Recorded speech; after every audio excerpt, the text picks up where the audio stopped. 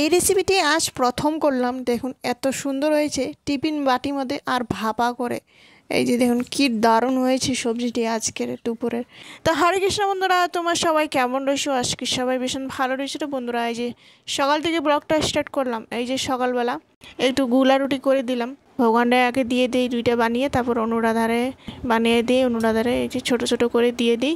তো আজ সকাল সকাল ভগবানের কামটি সেরে ফেলি, তো পূজার কাম করে নিই। তো এই যে তিলক সিলক ধারণা করে নিয়েছে, স্নান করা আগে হয়ে গেছিলো। তারপর এই যে পূজা দিয়ে দিই, ভগবানের প্রসাদ দিয়ে দিই, এই যে একটু মিষ্টি, তারপরে এগুলো রুটি করে দিয়েছি সকালবেলা। তারপর এই যে ভগবানের প্রসাদ দিয়ে এদিকে আমি আবার হরিনাম করলাম, দই মালা করলাম। দই মালা করে নেওয়ার পর তারপর এখানে সকালের প্রসাদ পাই। এই যে দেখুন, তারপর বাজার যাব, সবজিও ছিল না, আনতে হবে। তো এই যে বের হয়ে পড়েছি। তো এই যে টোটোতে উঠে পড়লাম এসে। তো চলো যাওয়া যাক। বাজারে গেলে যে মাথা নষ্ট হয়ে যায়, কি নিব না নিব, কি সবজি খাবো। তো এই যে সবজি নিয়ে আসলাম, কি কি লাগে সব কিছু নিয়ে আসলাম। তো ভোল তো অনেক খাওয়াই হয়, অনেক সবজি বানাইছি আমি ভোল দিয়ে। আজকে নতুন করে আজকে ভোলের সবজি করব, সব ভোলের ভাপা করব আজকে।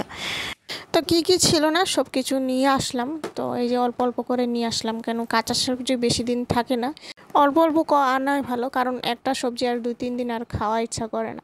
তো এই যে সবগুলো গুছিয়ে গুছিয়ে রেখে দিলাম ফ্রিজের মধ্যে। তো এখন আর রান্না বান্না স্টার্ট করব। চলো, একটু ঢেঁকি শাক নিয়ে এসেছিলাম, ঢেঁকি শাকটি বাছাবাছি করে রেখে দিলাম। তারপরে এই যে ভলটি সুন্দর করে ছিলে, তারপর এই যে দেখুন 2 সাইজ করে কেটে নিব গোল গোল করে। এই যে তো এখানে ভোলের ভাপার জন্য এখানে আমি পোস্ত, কালা সর্ষে, সাদা সর্ষে, আরও 3-4টা কাঁচা লঙ্কা দিয়ে, সামান্য একটা আদা দিয়ে আমি এই যে বাটাবাটি করে নিলাম মশলাটি। তো এখানে ভোলটি 2 সাইজ করে কেটে গোল গোল করে নিয়েছি।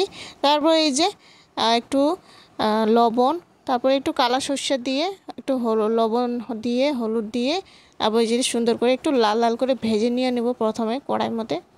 তারপরে একটা টিফিন বাটি নিয়েছি, টিফিন বাটির মধ্যে মশলাগুলো দিয়ে দিলাম, হলুদ, লবণ, আর একটু 2-3টা কাঁচা লঙ্কা গোটা গোটা দিলাম, একটু চিনি দিয়ে দিলাম। তারপরে যে সুন্দর করে মিলাইয়ে নিব আমরা। এই যে দেখুন মিলাই নেওয়ার পর তারপরে এখানে ভোলগুলো, ভেজে রাখা ভোলগুলো উপর দিয়ে দিলাম, বেশি ভাজবো না। তারপরে এই যে দুটা বাচ্চা তেলগুলো সুন্দর করে উপর দিয়ে ছড়িয়ে দিলাম।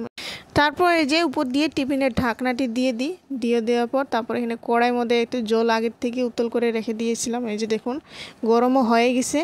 তো এই যে উপরে একটা স্ট্যান্ড বসায় দিব, জালি জালি মতো। এই যে স্ট্যান্ড বসায় দিয়ে এই যে উপর দিয়ে আমি টিফিনটি দিয়ে দেওয়ার পর উপরে আরেকটা ঢাকনা দিয়ে দিলাম, কারণ তাড়াতাড়ি হয়ে যাব।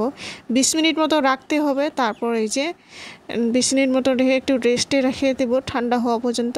তারপর এই যে একটু খুলে নেব, খুলে নেওয়ার পর এই যে দেখুন কি সুন্দর হয়েছে। এই যে দেখুন, তো এই প্রথমে করলাম, এই যে দেখুন। তো এই যে আজ দুপুরবেলার মেনু কি করলাম, ডাল করেছি, তারপর এই যে তো ঢেঁকি শাক আলু দিয়ে ভাজি, তারপর এই যে ঝিঙের পোস্ত সাথে লেবু। তো এই যে ঝিঙের পোস্ত দিয়ে গরম গরম ভাত দিয়ে কি সুন্দর হয়। তো বন্ধুরা, ভিডিওটি ভালো লাগলে অবশ্যই লাইক করে দিয়ে যাবে।